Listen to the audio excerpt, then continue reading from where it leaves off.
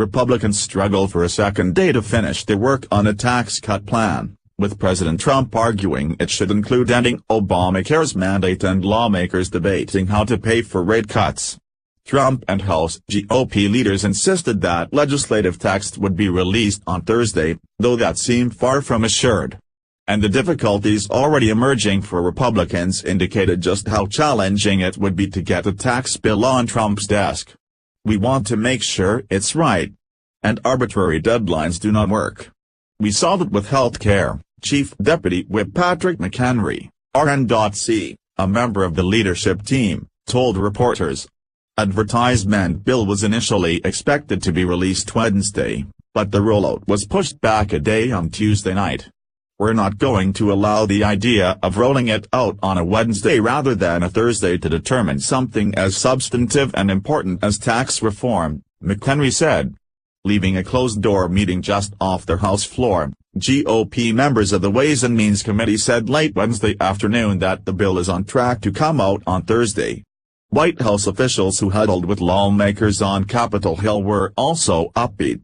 Republicans are eager for a win on taxes after failing to repeal Obamacare. GOP leadership has argued that Republicans are more in agreement on taxes and that the process has been better because the House, Senate and White House worked to get on the same page, releasing a joint framework for the legislation.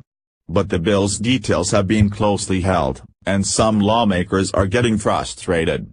We started differently on tax reform than we did health care, but I hope that we don't end up back on the same tracks that led us to the debacle with health care, said Representative Mark Walker, RN.C., chairman of the Conservative Republican Study Committee. I think we are at a place now where the urgency of being able to see the text part of this is very important to members across the board, whether they're coming from the moderate states or the conservative states. Another key conservative leader, Freedom Caucus Chairman Mark Meadows, RN.C., was spotted Wednesday evening huddling in the Capitol hallway with Gary Cohn, director of the National Economic Council, and other White House officials. Meadows said he was expressing concerns to Cohn about the Thursday rollout of the tax bill, though he declined to discuss specifics. Trump on Wednesday said repeal of Obamacare's individual mandate should be part of the legislation, an idea that had previously been rejected by the author of the House bill, Ways and Means Committee Chairman Kevin Brady, R. Texas. Wouldn't it be great to repeal the very unfair and unpopular individual mandate in Obamacare and use those savings for further tax cuts for the middle class, Trump tweeted. The House and Senate should consider ASAP as the process of final approval moves along. Push biggest tax cuts ever. When asked about the mandate on Wednesday, Brady told reporters to stay tuned. The Congressional Budget Office estimated that repealing the mandate would reduce the deficit by $416 billion over 10 years. And some top conservatives expressed support for including mandate repeal in the tax bill. I've been on board with that for several weeks, Meadows said. If you put that in tax reform, you've got a pay for right there. But other GOP lawmakers in both the House and the Senate warned against mixing healthcare issues and tax reform. At this late stage, I do not see healthcare coming into our tax bill, said Representative Chris Collins, RN.Y.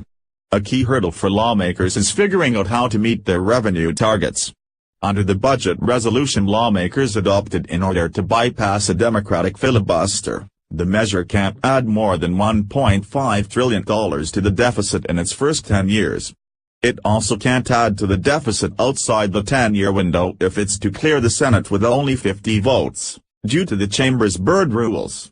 Brady signaled Wednesday that the planned 20% corporate rate might not be permanent in the bill initially, even though that is his objective. That's our goal, and I think it's going to take several steps through the process to achieve that, Brady told reporters. We have, as you know, in reconciliation, those awfully funny Senate Byrd rules, so that will enter into the discussion. Speaker Paul Ryan, R.W.I.S., told leaders of conservative groups Tuesday that the bill would immediately cut the corporate tax rate from 35% to 20%, rather than phasing in the rate cut over several years. While conservatives cheered the news, the absence of a phase-in makes the rate cut more costly and could result in a phase-out of the rate. It feels to me that going to 20 right away was a late-in-the-process decision that will put some pressure on the revenue in the 10-year window, said Rohit Kumar, a former aide to Senate Majority Leader Mitch McConnell, RK, who now works at PwC. Some of the details of the bill will depend on what compromise House GOP leaders make with blue state Republicans over the state and local tax, SALT, deduction. Republicans initially planned to fully repeal the deduction, which would raise more than $1 trillion to pay for the rate cuts. But they are scaling back their plans because of the concerns of GOP House members from high-tax states such as New York and New Jersey. The more the deduction is maintained, the more revenue tax writers will need to fund elsewhere. Brady has said that the bill will keep an itemized deduction for property taxes but not for income or sales taxes. Blue state Republicans said that leadership is considering a cap on the property tax deduction, possibly in the amount of $10,000. I think we made big progress on restoring the property tax deduction as part of state and local, Brady said. Many members feel this really provides them that middle-class tax cut and the other family relief they're looking for. Some blue state Republicans have been positive about a compromise focused on property taxes and the overall bill. If we can get the right number for property tax deductibility, then I think we have something, said New Jersey Representative Tom MacArthur, R. Other Republicans, particularly those from the New York City area, said they still were interested in protecting the deduction for state and local income taxes. It's something that's very important to the people that I represent, said Representative Dan Donovan, RN.Y, who added that he wanted to wait and see what the bill looked like. Besides SALT, Republicans have been wrestling with a number of other issues, including the tax treatment of 401k retirement plans, provisions aimed at preventing an erosion of the corporate tax base, and rules about what businesses would benefit from a lower rate for pass-through entities that are taxed through the individual code.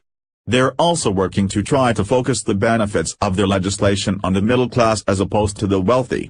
They've got setbacks on the pay-for side and on the base provision side, said a tax lobbyist who asked not to be named.